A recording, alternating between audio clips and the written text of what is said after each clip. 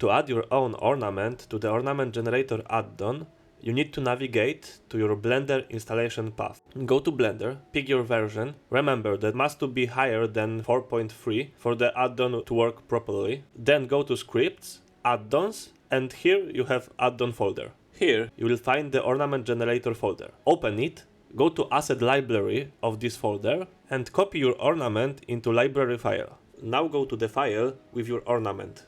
Go to Edit mode, select all, and move the ornament so that the beginning of the ornament is aligned with the Z-axis of the viewport. It's important to remember that the sides of the ornament shouldn't be closed. This is crucial because when the Ornament Generator creates additional iteration of ornament, visible seams might appear if the sides are closed. Additionally, make sure the ornament's mesh is well distributed to avoid poorly shaped edges. Below is an example how such a mesh behaves after deformation. After applying Shade Smooth, everything should work perfectly.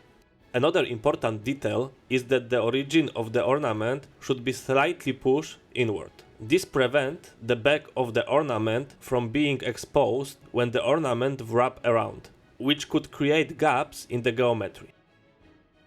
Now you can add the ornament to your ornament library and scale it to match the size of other ornaments. It's also a good idea to copy the ornament's name. Next we move to the rendering the preview. This is quite simple. Just add a camera, set resolution to 512 to 512. Adjust the camera so the entire ornament is visible. Add a basic sky texture and place a black plane in the background to make the ornament look clean. You can also skip this step and use any image for the preview, but I recommend creating one for better clarity. After rendering, rename the preview image to exactly match the ornament name with the JPG extension. Then go to Preview folder, create a new folder with any name you like and paste your preview image there. Don't forget to save the ornament library file when you add your new ornament. After restarting Blender, everything should work smoothly.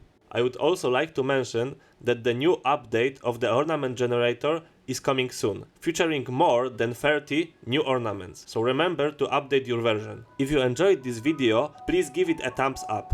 And if you haven't subscribed my channel yet, do it now to stay updated. Thanks for watching and see you in the next video.